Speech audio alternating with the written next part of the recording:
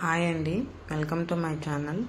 ఈరోజు నేను మీకు ఒక రెసిపీ చూపిపోతున్నాను. అదేంటంటే కరివేపాకు కారపొడి. నేను ఫస్ట్ కరివేపాకు తీసుకొని బాగా కడిగి శుభ్రం చేసుకున్నాను. ఆరబెట్టుకోవాలా. బాగా ఆరినాక స్టవ్ ఆన్ చేసి ప్యాన్ పెట్టుకోవాలా. ఈ ప్యాన్లో మటుకు ఆయిల్ వేయొద్దండి.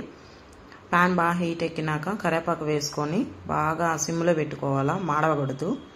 బాగా క్రిస్పీగా వచ్చేంత వరకు వేగించుకోండి. ఇది వేడివేడి అన్నంలో ఒక స్పూన్ నెయ్యి వేసుకొని అన్నం వేసుకొని తింటే చాలా బాగుండిద్ది. అట్లాగే ఇడ్లీలో కూడా వేసుకోవచ్చు. కొంతమంది పిల్లలు ఉంటారు కదా, వాళ్ళ పిల్లలు పెద్దోళ్ళు కూడా ఈ కరివేపాకు కూరలో వస్తే తీసి పక్కన పెట్టేస్తారనమాట. అలాంటి వాళ్ళకి ఏం చేస్తారంటే ఇలా కారపొడి చేసి పెట్టండి. ఇష్టంగా తింటారు పిల్లలు కూడా. మా పిల్లలు ఇద్దరికీ అయితే అప్పుడప్పుడు ఇడ్లీలో వేసి పెట్టేస్తాను నెయ్యి వేసేసి. సో ఇప్పుడు బాగా క్రిస్పీగా వచ్చేసిందండి నా కరివేపాకు. నేను వేరే బౌల్లో తీసేసుకుంటున్నాను స్టవ్ ఆఫ్ చేసేసి. మళ్ళీ స్టవ్ ఆన్ చేసేసి ప్యాన్ పెట్టుకొని ప్యాన్ బాగా హీట్ ఎక్కినాక ఆయిల్ వేసుకోవాలా.